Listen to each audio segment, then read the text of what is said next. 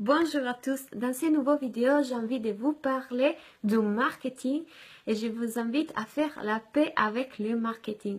En fait, l'idée de vous faire ces vidéos, ça vient du fait qu'à chaque fois que j'ai un coaching avec mes clients, à chaque fois que j'utilise les mots marketing, je les vois un peu commencer à avoir envie de fuir, un peu désespérés. Ils pensent que c'est quelque chose de froid, quelque chose qui va alourdir leur entreprise plutôt que les aider, les faciliter la vie. Je comprends parce qu'en fait, en étant entrepreneur de bien-être, thérapeute, coach de vie, etc.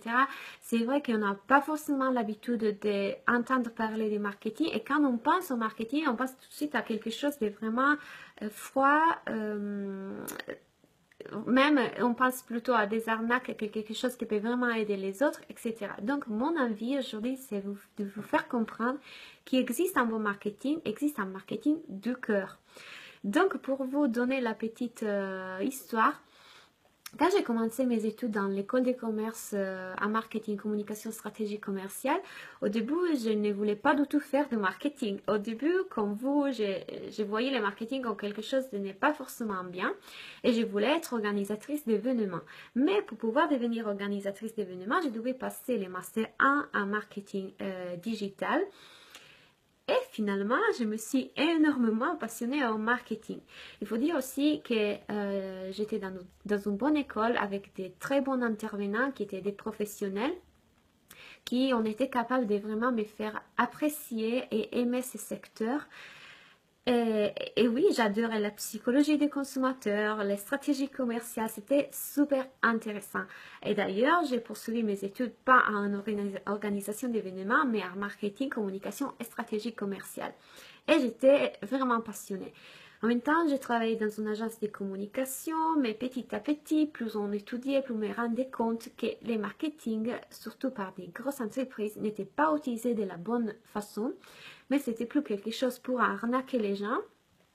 Et moi, même si j'aime le marketing, j'aime les stratégies, j'aime les choses pratico-pratiques et concrètes, je suis quelqu'un qui aime le développement personnel, qui aime la psychologie, qui aime le bien-être. Et donc, j'ai des valeurs.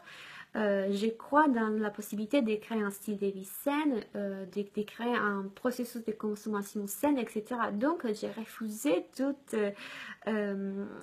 cette notion d'utiliser le marketing pour tromper les gens. Et ben un jour, la directrice de mon cours, elle nous a dit ça, qui m'a vraiment, c'est quelque chose qui m'a vraiment ouvert l'esprit. Elle a dit, il existe un mauvais marketing, mais il existe aussi du bon marketing. Et à ce moment-là, je me suis dit, moi, j'ai envie de faire du bon marketing. Parce que tous les outils de marketing, si utilisés dans la bonne façon, je vous assure qu'ils peuvent vraiment vous aider à aider les autres, à générer un style de vie plus sain autour de vous dans le monde et aussi tout en gagnant des revenus intéressants parce que c'est juste. Donc voilà, une des choses que j'entends le plus souvent par mes clients, c'est j'aime pas le marketing, je ne veux pas devenir quelqu'un qui va harceler les gens avec le marketing. Alors, tout d'abord, la première chose que je réponds, c'est d'où viennent ces croyances? Pourquoi tu devrais être quelqu'un qui va harceler les gens? D'où ça vient? Première.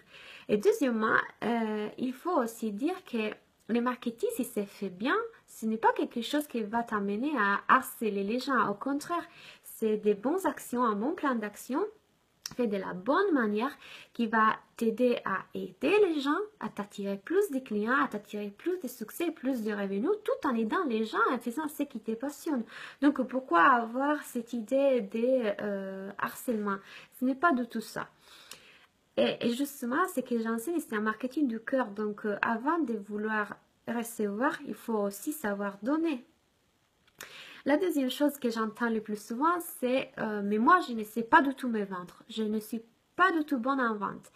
Et bien, déjà, encore une fois, je vous invite à vous demander d'où vient cette croyance, pourquoi vous avez la croyance de ne pas être un bon vendeur. Et deuxièmement, je vous invite aussi à réfléchir sur une chose. Nous tous, sommes des vendeurs. Nous nous vendons continuellement. Même de premier instant, quand nous commençons à pleurer et crier pour avoir de la nourriture à la naissance, nous sommes en train de nous vendre. Quand vous êtes avec vos maris, vos copains, vos femmes, vous êtes en train de vous vendre. Nous sommes en train de nous vendre continuellement.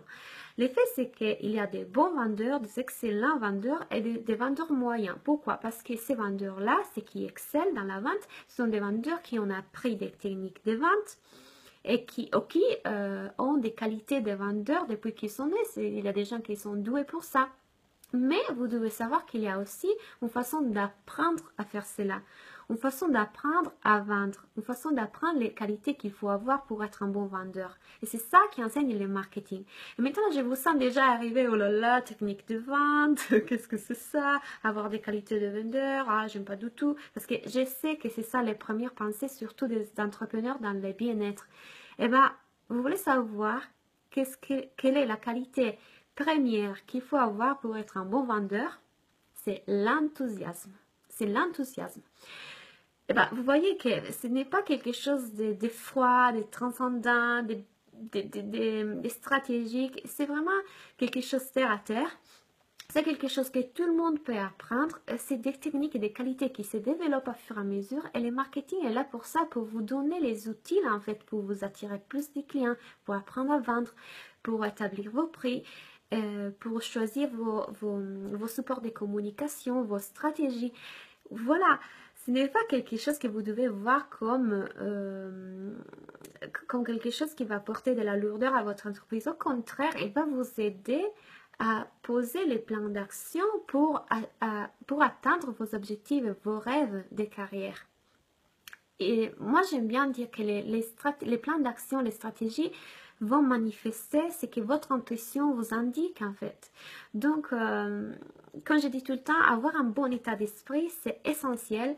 Mais si cet état d'esprit gagnant n'est pas suivi et supporté par des stratégies efficaces, eh ben, c'est pas comme ça que vous allez vous attirer les succès. De la même façon, si vous avez des stratégies super performantes, bien posées, bien pensées, etc., mais que vous n'avez pas un état d'esprit qui va supporter vos stratégies, va vous aider dans vos stratégies, bah, encore une fois, vous n'aurez pas les succès que vous attendez.